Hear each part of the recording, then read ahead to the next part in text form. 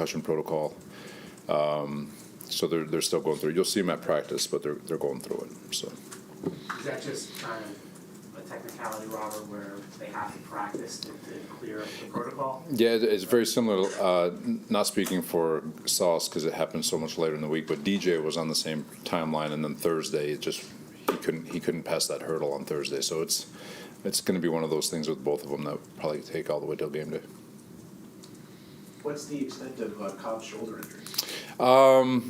He's dealing with an AC. We're anticipating getting him back in practice tomorrow, but just giving him some time because he's already limited on Wednesdays anyway.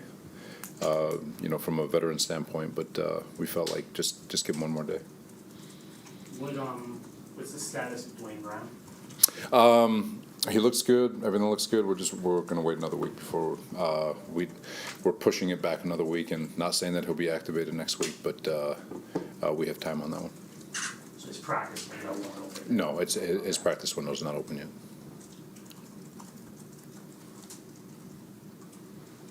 With the Giants, there seems to be some uncertainty with their quarterback situation. So how do you approach that? For both of them are similar. They're both very good with their feet, obviously, and keeping plays alive. They're good in timing and rhythm and all that. So, for us, it's going to be the same.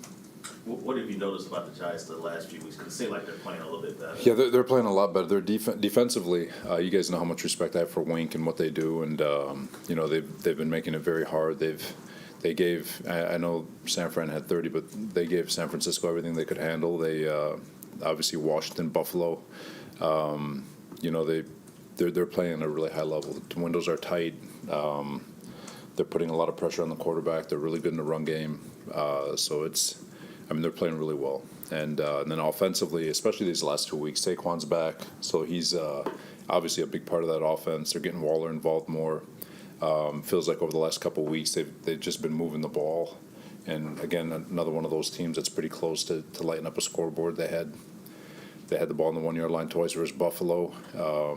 Obviously, they scored pretty quick in the first half against Washington, but they're doing a nice job. They're getting better every day. They're starting to look a lot like that team that made the playoffs a year ago.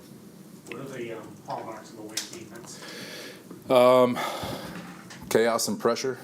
But normally what fascinates me about Wink's defense is that usually when you run all the different types of coverages and pressures that he runs, usually you have free runners once in a while. Someone's going to miss something, but they're doing a really nice job keeping body on the body, making sure that there's no free runners. There's not a lot of space in their back end. So they're doing a really nice job. Those two big boys up front are tough to deal with. Their linebackers are playing at a high level. The back end, they're young, but man, they play smart. They play tight. Pinnock's doing a really nice job back there. Really impressed with that defense always. What sort of challenges at the line of scrimmage does that defense present for Zach? It's really for everyone. They come from everywhere, anywhere, anytime, and they present you with looks that are similar throughout the game, and they run a variety of stuff off of it. So communication is going to be key. Getting in another huddle is going to be key to the best of our ability, and you're going to be presented with one-on-one matchups. But I know he gets. Wink has got the reputation of pressure, but he does a good job mixing in the zones and spot dropping and then quarter. Like he does a good job mixing it all up, so you can't just book him for one thing constantly. And but it's going to be a challenge for everybody, not just the quarterback. Are you concerned about your depth on the interior right now, especially with Timmon banged up? Depth is always an issue, especially at the O-line level.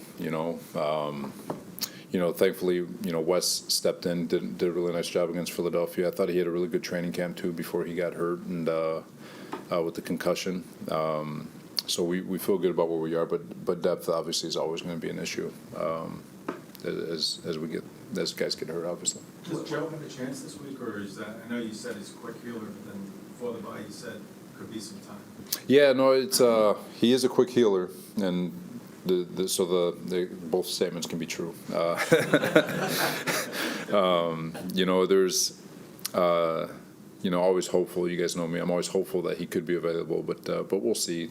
Tomorrow, we'll see how he feels and whether or not we can get him into practice. Is it frustrating, Robert, that you just haven't been able to have continuity on the offensive line since you've been here? I think it's been injury after injury. I was talking to Heck about it. It's fascinating. It just seems like, from an O-line standpoint, and I don't even think it's just us. I think the Giants are dealing with it. I mean, everyone's dealing with O-line injuries for some reason. And, I don't know, maybe it's the lack of practice time because everything's different with sports science, and it's the one position that actually, their practice is super important. But, it's always frustrating, but we're not the only ones, so. With Robert, with Dalvin Cook, how tough is it to go from what he was in Minnesota, like a high volume back, to transitioning into the role he's in now? And how much do you think that could be affecting his performance? It's really tough. I spoke about it with Bryce Hall, right? He was a starter, and then he goes to being a backup. But what you like about Dalvin is just his mindset and his selflessness to prepare the right way and to encourage guys and to coach guys up. And I will say this with Dalvin, I do think the Philadelphia game, he looked the best running the ball. Remember, he didn't have OTAs, he didn't have training camp, and if you really look at it and you say, okay, a guy needs about 4 weeks of acclimation, that puts you around week 5, which is Philadelphia, where you start seeing him hitting his top speeds, and his GPS numbers are improving, and week 6 for Philadelphia. I thought he did a really nice job in week 5 too, but I do think he's getting better. I do think he's getting his legs underneath him. I do think he's running better with more violence and looking more like him. And so hopefully we can continue to springboard that. But it could be a good 1-2 punch, obviously, with Dalvin and Brees. What is Izzy showing you guys behind the scenes? Tom's been out this week. How's he developed? He's doing a really nice job. He's the juice is there, the speed is there. He's learning. The big thing for him is going to be about protections and learning the protection schemes. Special teams, taking advantage of those and trying to fight his way onto the active roster for special teams. But he's doing a good job. I'm still really excited about him, and I do think when he gets his opportunity, it's going to be pretty cool. We talked about the depth of the offensive line, just kind of what you've seen from Carter Warren since he's been able to return.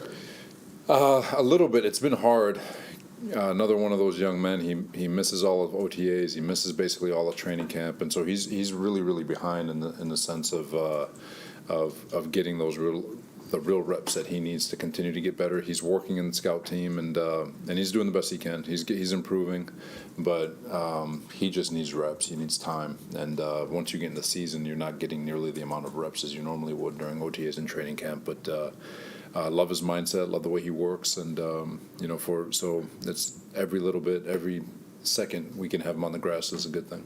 How much do you talk about what happened? I know it's a different team, but what happened last year? I know you're changing the schedule and everything like that, but just about finishing because you had everything in front of you after the bye as well last year and it didn't work out the way you hoped. Yeah, you try to put in context without making excuses for yourself.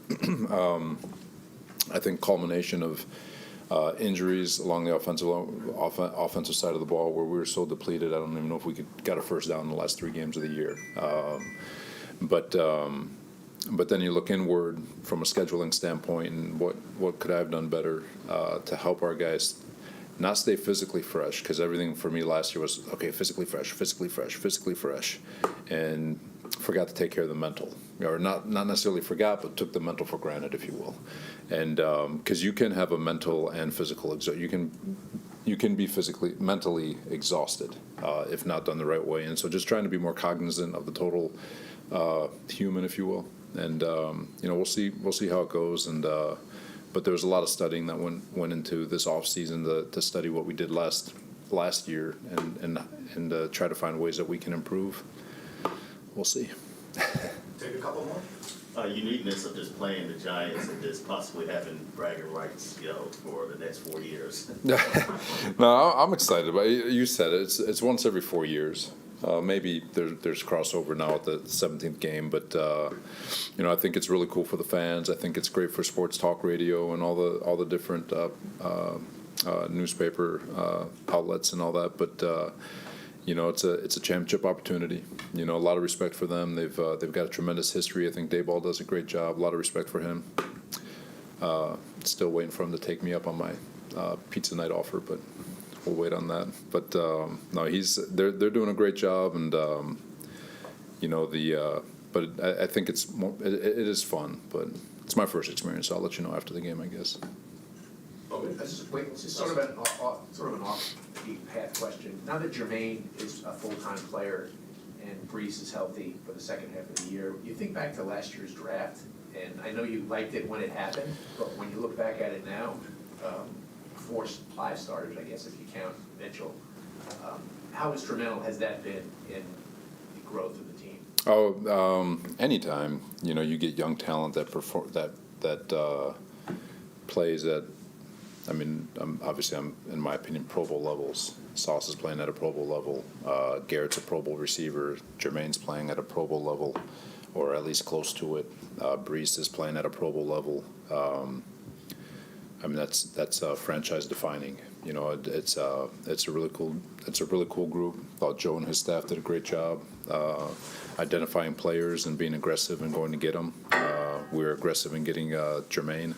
I know we like Jermaine at 10, but Garrett was there. So just that the whole way it went down. Now I always say you got to wait till after year 3 to make a decision on these draft picks. But I mean, if it continues to trend the way it is, it's been a blessing. Thanks, everyone. All right, guys. Thank you.